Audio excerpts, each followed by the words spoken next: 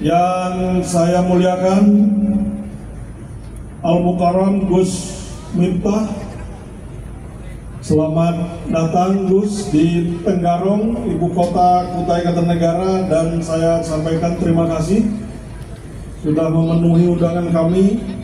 Yang saya muliakan Rois Suriah NU Kabupaten Kutai Kartanegara, yang juga Ketua Majelis Ulama Kabupaten Kutai Kartanegara, Bapak Yai Haji Abdul Hanan. Yang saya muliakan Ketua NU Kabupaten Kutai Kartanegara, Pak Yai Asikin. Hadir juga pimpinan Muhammadiyah dan Ketua LDI Kabupaten Kutai Kartanegara, beserta para alim ulama yang hadir pada kesempatan ini. Yang saya hormati jajaran Forkompinda Kabupaten Kutai Kartanegara, Pak Kapolres, dan seluruh unsur Forkompinda Kabupaten Kutai Kartanegara, jajaran pemerintah kabupaten, ibu-ibu petayat dan muslimat, dan seluruh jemaah yang tidak bisa saya sebutkan satu persatu yang saya muliakan. Alhamdulillah, puji syukur kita panjatkan kehadirat Allah Subhanahu wa Ta'ala atas rahmat dan karunia-Nya. Sore hari ini kita diperkumpulkan di tempat ini, di halaman kantor pemerintah Kabupaten Kutai Kartanegara, dalam kegiatan ngaji bersama Gus Miftah dan buka puasa bersama. Semoga kegiatan kita ini menjadi amal ibadah, mendapat ridho berkah Allah Subhanahu wa Ta'ala.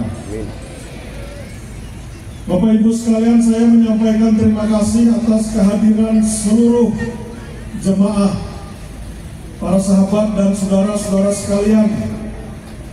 Wabil khusus ibu-ibu muslimat dan petayat, tadi jam 4 sudah berada di sini, Gus.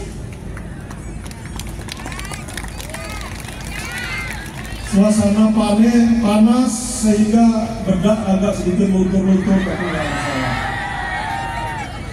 Saya terima kasih, semangat ini menunjukkan betapa kuat tekad kita untuk terus menyumbang ilmu pengetahuan keagamaan melalui kegiatan ngaji seperti kita laksanakan pada hari ini. Saya terima kasih bahwa upaya langkah kita bersama dalam rangka bagaimana meningkatkan kualitas keimanan umat melalui kegiatan-kegiatan pengajian ngaji di kecamatan-kecamatan, secara khusus yang dimotori oleh NU Kabupaten Kutai Kartanegara, itu berjalan terus di kecamatan-kecamatan di wilayah Kabupaten Kutai Kartanegara. Tentunya juga lembaga-lembaga organisasi keagamaan lainnya juga terus berjalan sehingga kita bisa bersama-sama. Jadi Gus Miftah di Kutai Kartanegara ini, NU, Muhammadiyah, LDI itu selalu bersama.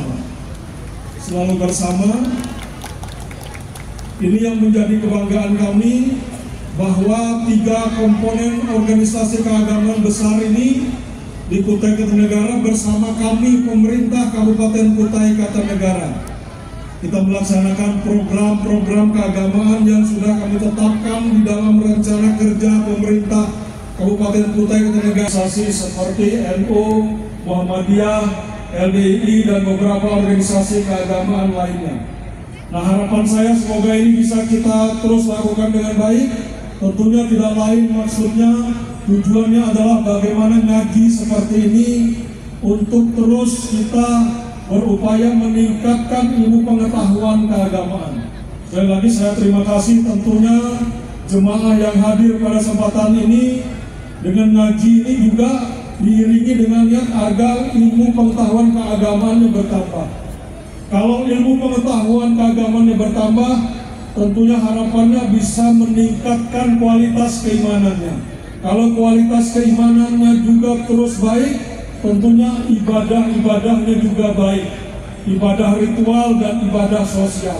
Sehingga inilah satu kekuatan di Kutai Kartanegara untuk kita mewujudkan masyarakat Kutai Kartanegara yang bahagia dan sejahtera.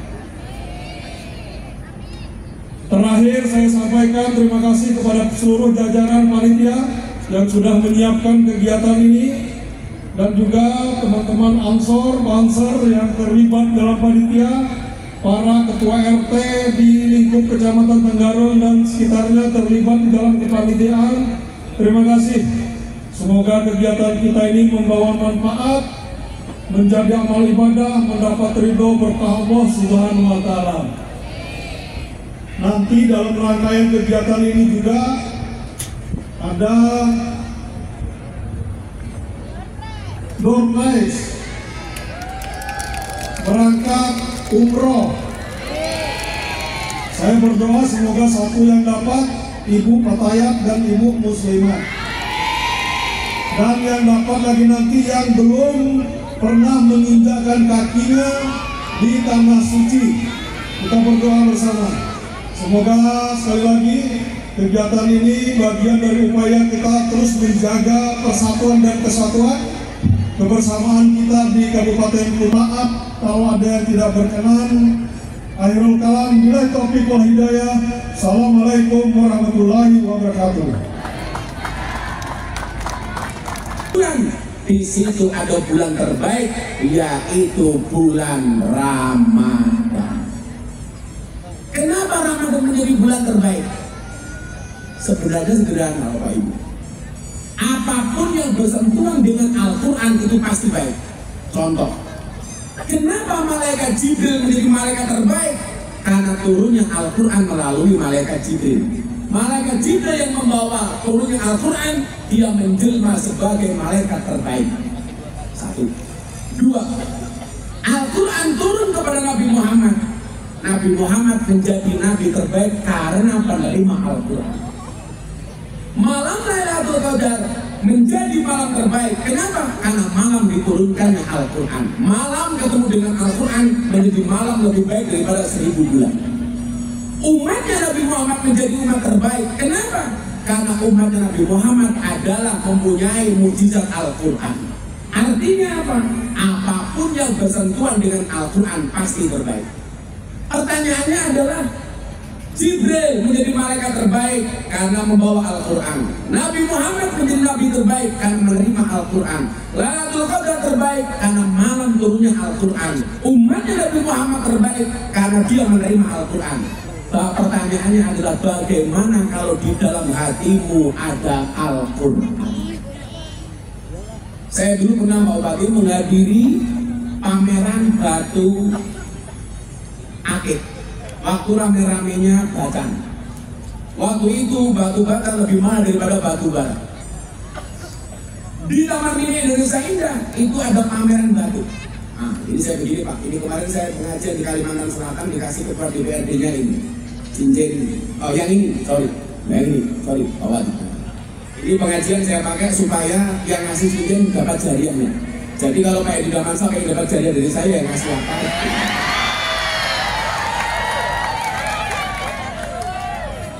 Saya nggak minta, cuma mengingatkan. Jadi yang ini ngasih ketua DPRD Kalimantan Selatan. Yang ini baru kemarin dikasih Kapolda Metro Jaya Bang Karyoto. Jadi semuanya ini diterima. Diterima bahasa Jawa ini ya. Bahasa Indonesia apa? Dikasih. Ini mereknya cuma satu. Jajal kalau asal jajal. Matur dulu. Matur lah obatnya. Ternyata obatnya nggak pakai. Karena bupati kita ini sederhana banget. Tadi Pak Ketua MUI bilang, terus lihat tuh bupatinya. Kenapa? Sarung yang dipakai Pak Bupati itu harganya 100.000. Nggak tahu dia yang ngasih saya. Kalau Bupati Suki sederhana banget. Mudah-mudahan Pak Bupati panjang umur. Bisa jadi bupati lagi. Tambahin.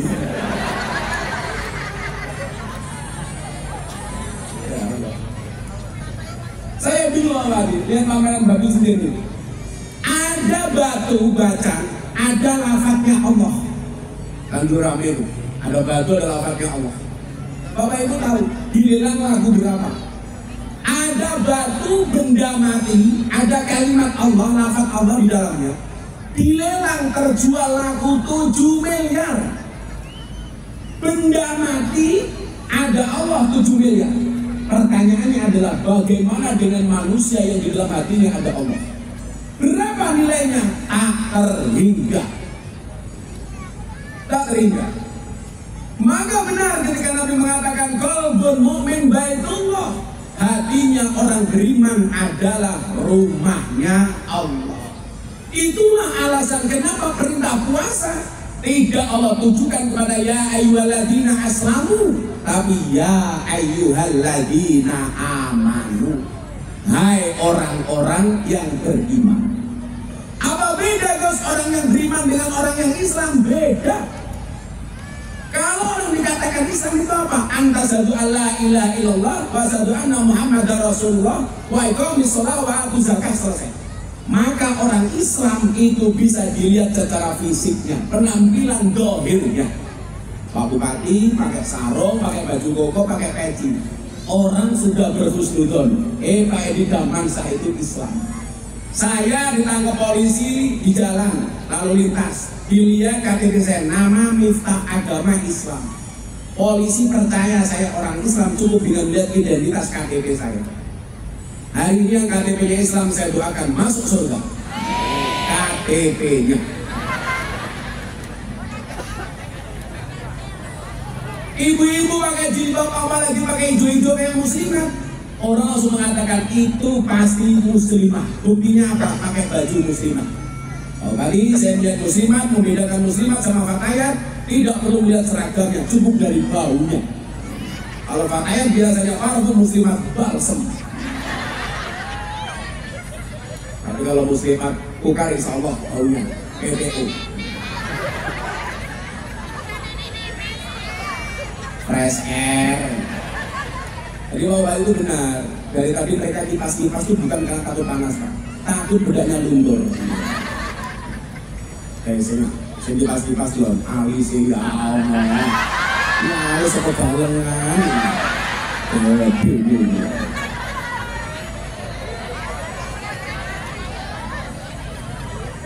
Saya itu bisa membuktikan perempuan itu nggak bisa diatur sama laki-laki, istri itu nggak bisa diatur sama laki-laki. Teorinya cukup sederhana, cukup dari alis saja. Alis itu buatan Allah, aturannya Allah. Dikerap, dicukur sampai habis, dilukis sendiri. Coba para suami bayangkan, aturan Allah saja dirubah, apalagi aturan suami.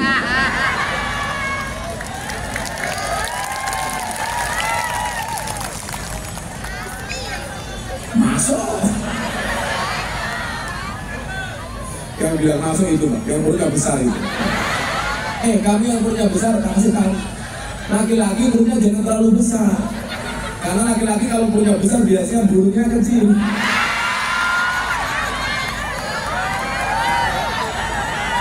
Nggak percaya? Ayo sepil. Malah dijawab sorry ya. Tapi perempuan itu unik, Pak. Saya itu belajar teorinya perempuan. Ternyata perempuan itu bahasa Arabnya asal katanya sama dengan cermin. Perempuan itu bahasa Arabnya apa? Mar'atun. Cermin itu bahasa Arabnya apa? Mir'atun.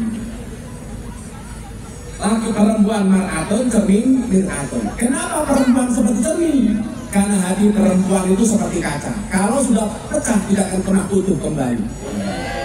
Makanya tugas laki-laki jangan pernah membuat hati istrimu pecah. Karena perempuan itu karakternya satu, kalau disakiti nggak pernah lupa, kalau menyakiti nggak pernah ingat. Ciri-cirinya jilbabnya merah.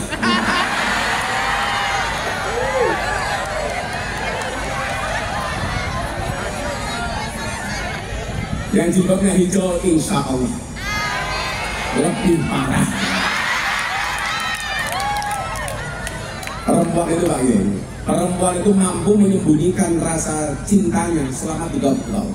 Jadi kalau dia senang, dia bisa ngumpet bahkan sampai 30 tahun. Perempuan bisa menyembunyikan rasa cintanya selama lebih dari 30 tahun. Tetapi perempuan tidak bisa menyembunyikan rasa cemburunya walaupun cuma sesaat. Jadi perempuan itu kalau cemburu langsung Pak. Langsung. labrak. Mbok sak gagah bupati kumis kandel kalau bojone yo iki.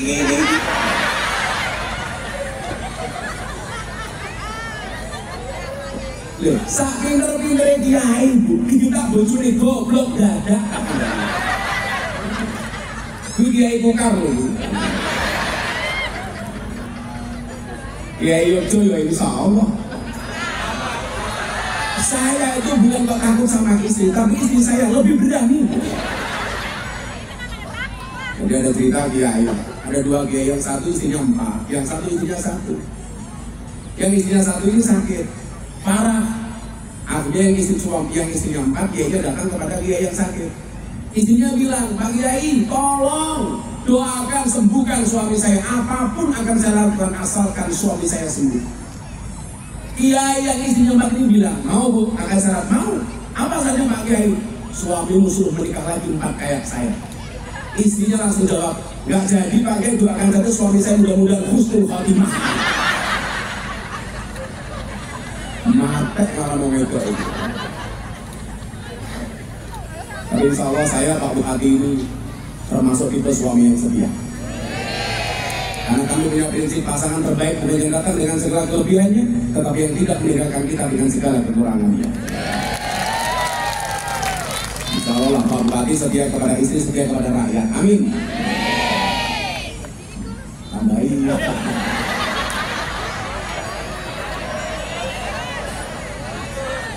Saya tadi itu begitu lihat gambarnya sekilas, lihat Pak Bupati itu, ingat sahabat saya Jakarta, kepala Pak Jaksa Agung, Pak Burhanuddin, mirip banget udah. Tapi begitu dekat ternyata kayak Adam, suaminya Inul.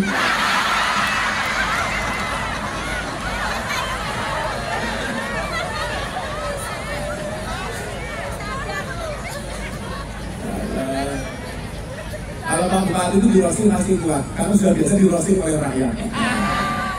Tapi saya dengar kebijakan program Pak Bupati ini keren, termasuk tadi saya dengar semua pesantren yang ada di Bukar mendapatkan subsidi 100 juta setiap tahun. Tepuk tangan untuk Pak Bupati. Terus ada lagi program tahfidz katanya. Pokoknya malam dapat Al-Quran Lailatul Qadar, malaikat dapat Al-Quran jadi malaikat terbaik Jibril. Insya Allah Kutai Kertanegara kalau memperhatikan para penghafal Quran, insya Allah Bukar akan menjadi kabupaten terbaik. Amin. Lanjut dari masalah ini tadi. Dari masalah apa ya? Perempuan atau puasa? Oh puasa. Ngomong untuk ilali, karena saya jarang ketemu istri. Nah hidup saya itu semuanya cukup kecuali 1. Tolong.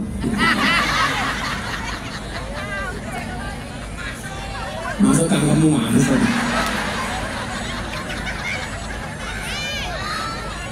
Tadi ada NU ada Muhammadiyah ini bagus. Udah kita siram dulu. Ada NU ada Muhammadiyah, ada Muslimat, ada Aisyah, semua akur jaga ukhuwah Indonesia makmur rakyatnya berkah. Amin.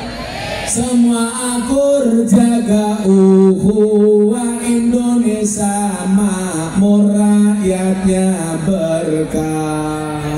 Salatullah salamullah ala Taha Rasulillah. Salatullah salamullah ala Yasin Habibillah. Salatullah salamullah.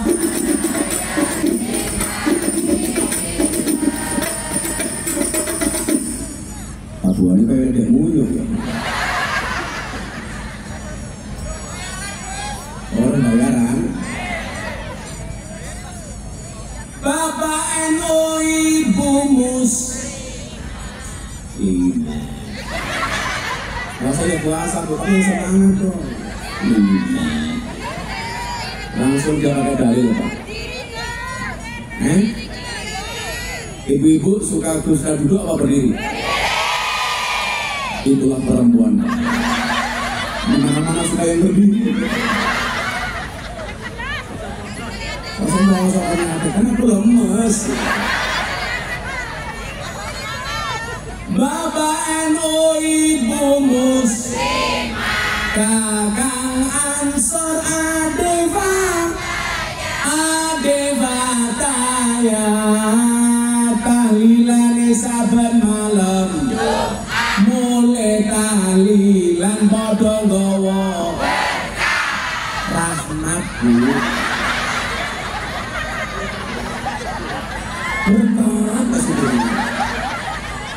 Ini rahmat apa berkat?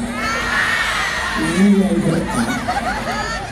Tahlilan saben malam, mulai tahlilan padha nggawa.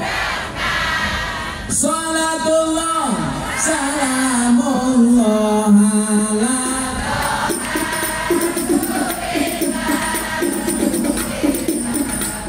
Salatullah salamullah.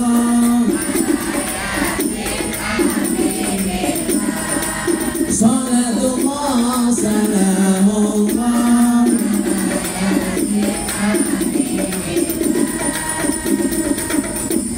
Oh, ora banter iki mergo sone ramuni. Oh, berarti sing kok ora duwe sone. Goblok kok bilang sone. Itulah bedanya cewek sama sound system. Sound system diragatoke kita wujute, cewek diragatoke diuntal kancane.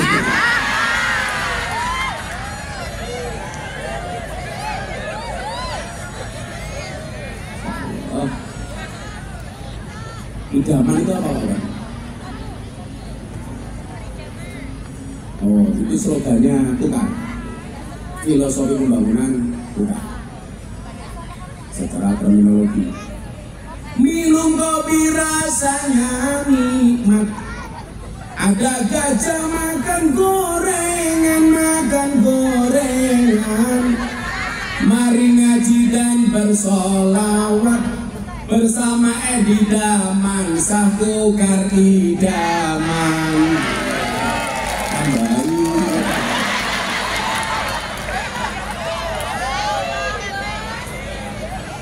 Mari ngaji dan bersolawat bersama Edi Daman, Sahku Karidaman.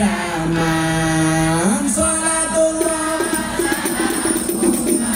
ala Toha Rasulillah. Salatullah salamullah ala Yasin Habibillah. Salatullah salamullah ala Sallu ala Nabi Muhammad. Izin berdiri Pak Bupati. Mari muslimat. Ya cukup. Oh ngantuk, asal kan ngantuk. Kamu nafsu amat sama aku. Sallu ala Nabi Muhammad. Orang iya cangkem ini. Sing peci ini mau mlebu surga. Peci ini. Kalau nggak kuat, monggo nunggu maghrib sambil minum es teh dulu.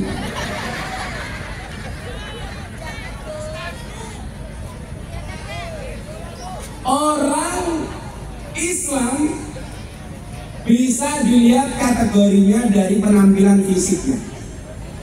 Tetapi orang beriman itu tidak bisa dilihat dari fisik dan dohirnya, tetapi dilihat dari perilaku dan hati serta batinnya. Coba, apakah orang beriman yang punya jenggot? Oh tidak, jenggot ini hukumnya sunnah, nggak wajib. Sunnah. Kalau kumis kayak Pak Edi itu sunnahnya justru dicukur, dipelihara, nggak dosa, tapi sunnahnya dicukur. Karena ada 5 hal yang fitrah, al-khamsatu minal fitrah. 1. Cukur kumis. 2. Potong kuku. 3. Cabut bulu ketiak. 4. Hitam. 5. Mencukur rambut kemaluan. Tapi ingat, dicukur sendiri. Jangan dibawa ke salon. Malah banser nih salon. Mas Banser mau ngapain? Cukur. Cukur apaan? Terus apa lagi jadi bonding apa? Itu ibu kalau suaminya tidur, bulu ketiaknya dicabut tuh hukumnya sunnah.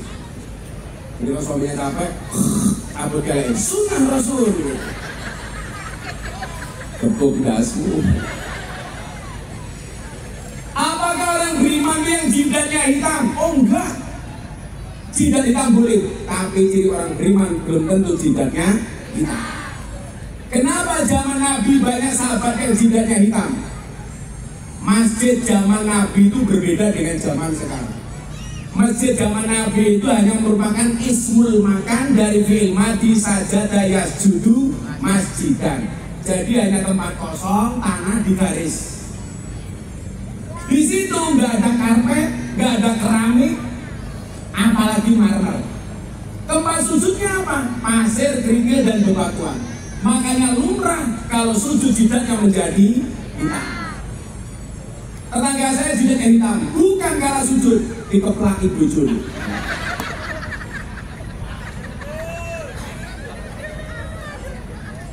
Sekarang ada fenomena menarik orang-orang Wahabi itu, Pak Wahabi. Iktikaf di dalam masjid pasang tenda. Iktikaf di dalam masjid pasang tenda. Aku batin ini coronen dimana? Katanya riwayat Nabi dulu iktikaf juga pernah pasang tenda. Coba dilihat asbabul wurudnya. Satu ketika Nabi memang pernah pasang tenda, tapi ada alasannya. Kenapa? Masjid waktu itu belum ada dinding, belum ada atap, nggak ada alas. Masuk musim dingin puasa. Iktikaf kedinginan, pasang tenda. Saya ini masjidku gitu kan, temboknya kandel. Betul? AC, karpetnya kandel. Kok masang tenda? Kowe iki meh iktikaf apa kemah, Cuk? Aku jadi bingung. Terus aneh-aneh. Udah nyutang-nyuting.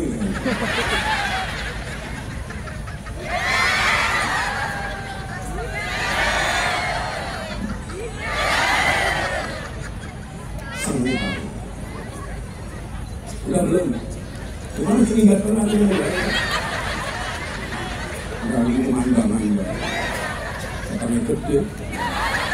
Mengaji. Apakah orang beriman itu bisa dilihat secara fisik? Oh tidak. KTP nggak menunjukkan dia beriman.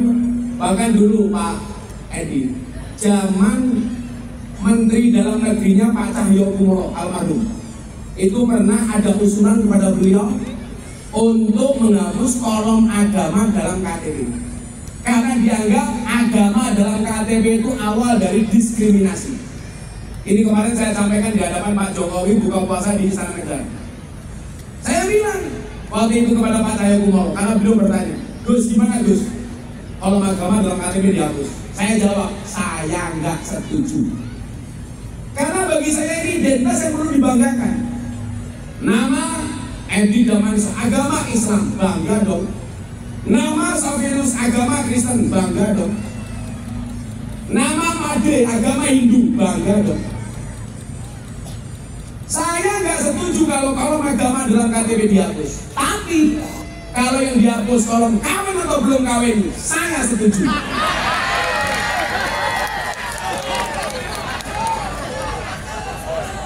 Setuju bapak-bapak? Setuju ibu-ibu?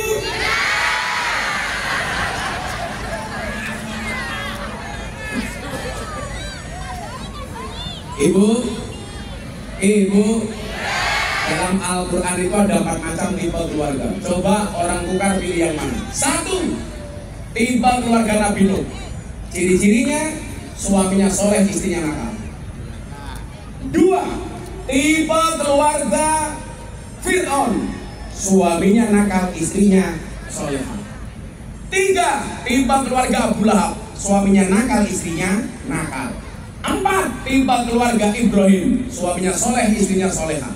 Ibu-ibu Tenggarang pilih mana? Tiba keluarga Nabi Nuh, Fir'aun, Abu Lahab, apa Ibrahim?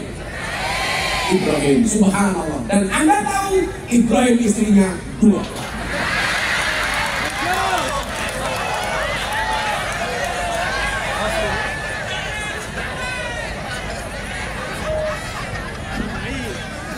Ibu-ibu langsung jawab, nggak jadi Ibrahim itu Fir'aun juga nggak apa-apa.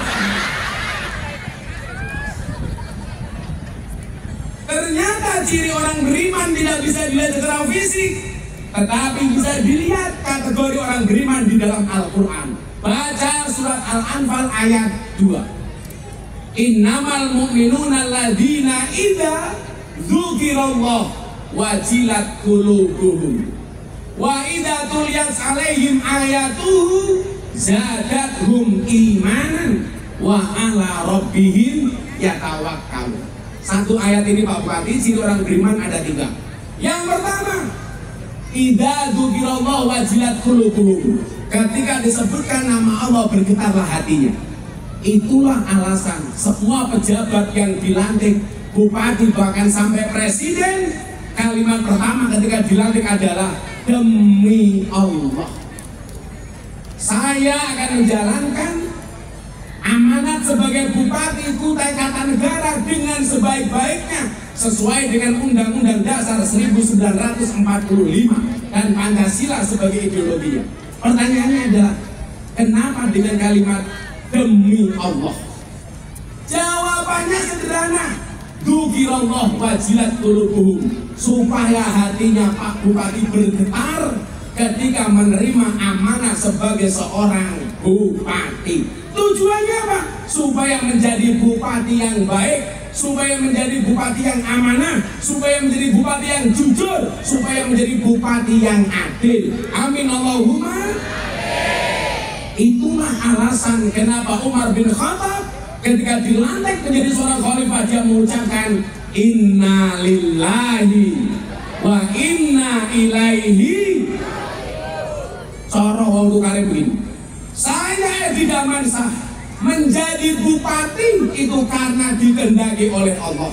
Selama menjabat sebagai bupati diawasi oleh Allah dan besok pertanggungjawabannya langsung kepada Allah. Itulah idza dzukirallah wajilat qulubuhum. Menjadi pemimpin yang baik.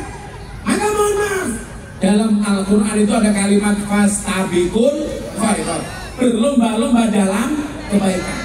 Apa yang dimaksud berlomba dalam kebaikan? Berlomba-lomba dalam kebaikan itu bukan satu posisi diperebutkan oleh banyak orang, tetapi menjadi posisi terbaik, menjadi yang terbaik di posisinya masing-masing. Konteks jamaah, jadi muslimat, jadilah muslimat terbaik. Jadi fatayat, jadilah fatayat terbaik. Kebaikan fatayat sama muslimat itu nggak harus sama, karena bagaimanapun fatayat lebih mudah dibandingkan muslimat. Parfum, minyak angin, beda. Kebaikan seorang pejabat dengan rakyat itu berbeda. Sama-sama pejabatnya kebaikannya berbeda. Menjadi kemenang terbaik. Menjadi sekda terbaik. Menjadi kapolres terbaik. Menjadi bupati terbaik. Itu namanya fastabiqul khairat. Karena ukuran kebaikan bupati dengan kapolres itu beda. Walaupun dia satu tingkat Forkompimda. Cuma hari ini banyak pejabat gak bisa akur.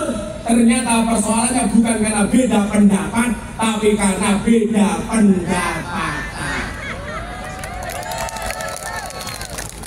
Makanya untungnya di Kutai Kartanegara ada batu bara, barang Tuhan bagi rata.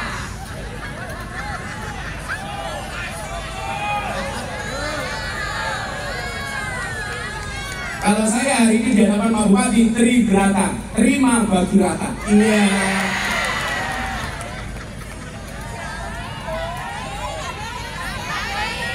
Kamu minta dari pagi, apa itu belum dikasih?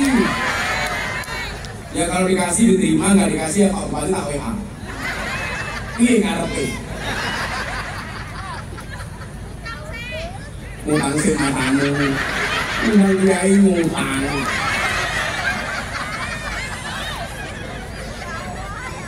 Emang boleh?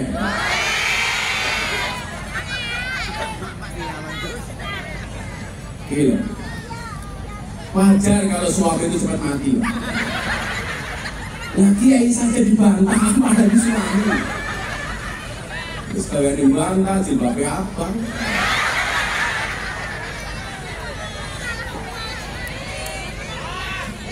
Oh, pink, ya Allah. Terus tua jilbabnya pink juga. Jangan-jangan saya pakai ya pink.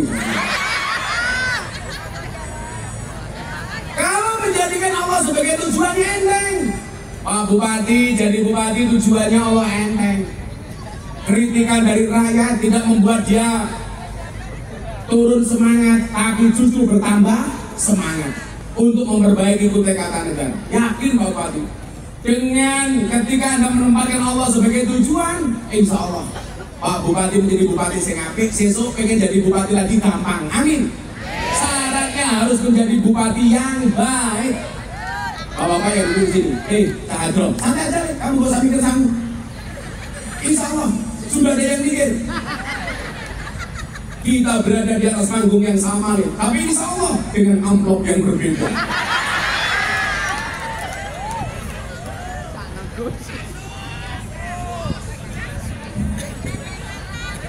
Sudah maghrib belum? Boleh nggak maghrib dari percepat? Acara saya buka kurma kuliah Ramadan bersama Gus Miftah di JTV Surabaya. Itu ternyata lebih menarik daripada TV-TV di Jakarta. Orang-orang Jawa Barat, Jawa Tengah, Jogja, Jakarta nontonnya JTV Surabaya. Saya pikir karena mereka tertarik dengan pengajian saya, ternyata tidak. Karena adzan maghrib Surabaya lebih dahulu dibandingkan Jakarta. Bila belum maghribnya ikut Surabaya, imsaknya ikut Medan. Karena adzan yang paling menarik cuma adzan maghrib bulan puasa. Kalau nggak puasa adalah caca kantor gitu. Pak Kemenang, Pak Sekda Rumah dan Dur, Allahu Akbar di Jawa, adzan menang.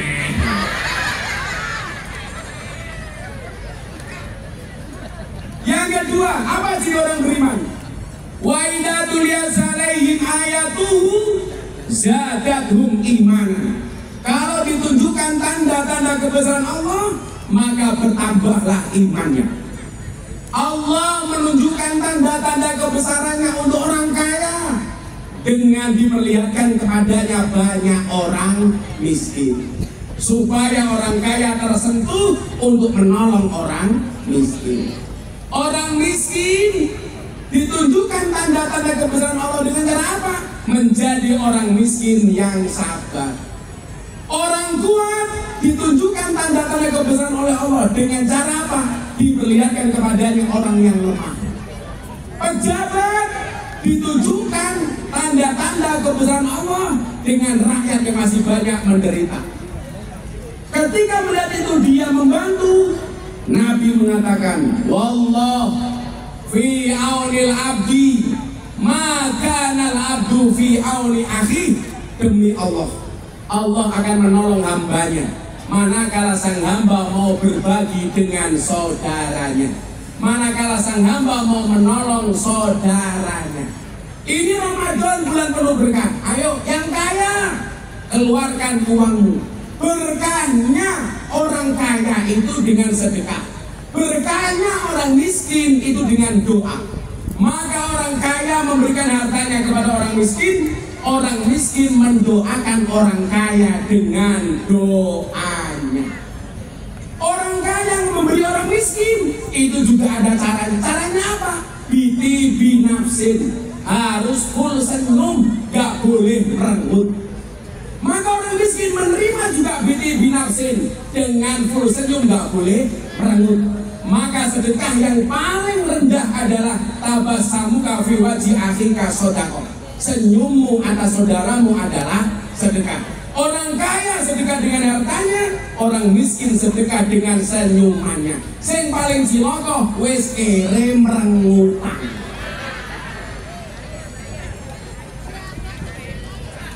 Kurang ajar, tapuk tangan. Bu, Pak, orang kaya itu memberi dengan cemberut gak boleh. Apalagi apalagi orang miskin menerima dengan cemberut.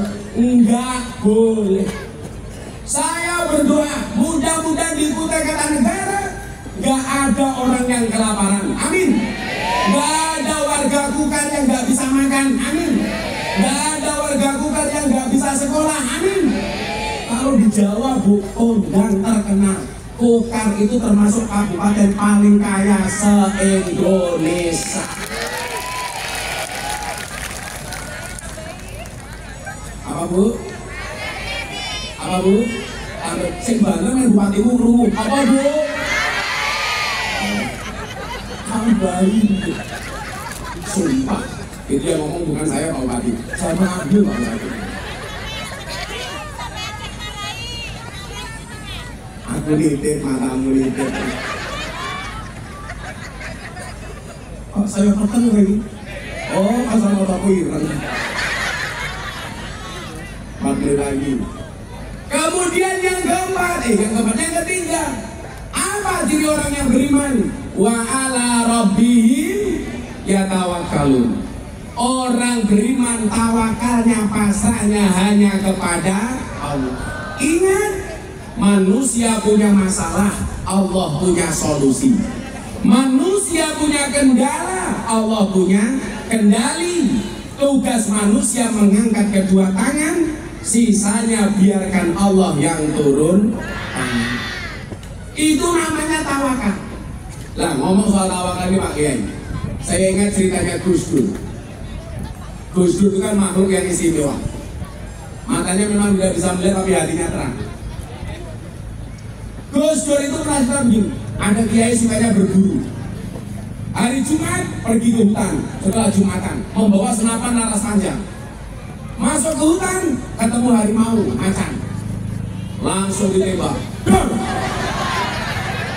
Kenapa kamu kaget? Kan tembak suaranya kenceng, masa tar? Masa senapannya banci? Ditembak dar-dor, ternyata harimaunya nggak mati. Sampai senapan Pak Kiai pelurunya habis. Yang terjadi apa? Gantian Pak Kiai dikejar sama harimau. Kiainya lari, ketemu jurang. Begitu ketemu jurang, pilihannya cuma dua Pak Bupati. Lanjut lari, masuk jurang, kembali dimakan sama harimau. Akhirnya apa yang terjadi? Pak Kiai ingat dengan surat Al-Anfal ayat 2. Ciri orang beriman, wa ala rabbihim yatawakkalun. Tawakal. Pak Kiai mengangkat kedua tangannya kemudian berdoa, ya Allah, kalau saya harus mati, matikan aku dalam keadaan husnul khotimah. Begitu matanya dibuka, ternyata harimaunya nggak makan Pak Kiai. Kiainya kemudian bertanya kepada macan, hei macan, kenapa kamu nggak makan saya? Dijawab sama macan, yang sabar Pak Kiai, saya juga sedang berdoa. Akhirnya Kiainya tanya, hei macan, kamu doa apa? Allahumma barik lana. Doa nguntal Kiai. Atas semua masalah yang dihadapkan kepada kita, ingat, bukan ombaknya yang besar, tetapi perahunya yang kecil. Bukan ujiannya yang besar, tapi iman kita yang terlalu lemah. Maka Ramadan ini keberkahannya adalah mudah-mudahan membuat iman kita semakin kuat. Mudah-mudahan iman kita semakin besar, sehingga kita layak dipanggil sebagai seorang mukmin. Amin Allahumma amin. Asyhadu an la ilaha illallah, astaghfirullah, as'alukal jannah, wa a'udzu bika minan nar. Allahumma inni a'udzu biridhaka min sakhatik wa bimuafatik min uqubatik wa a'udzu bika minka la usi sana'an 'alaik anta kama asnaita ala nafsik. Allahumma innaka afuwun tuhibbul afwa fa'fu anni.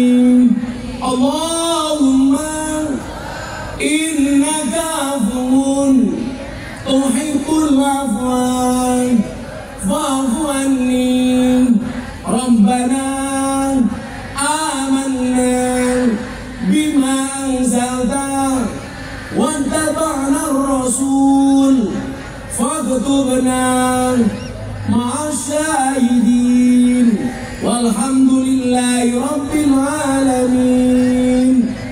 Assalamualaikum warahmatullahi wabarakatuh.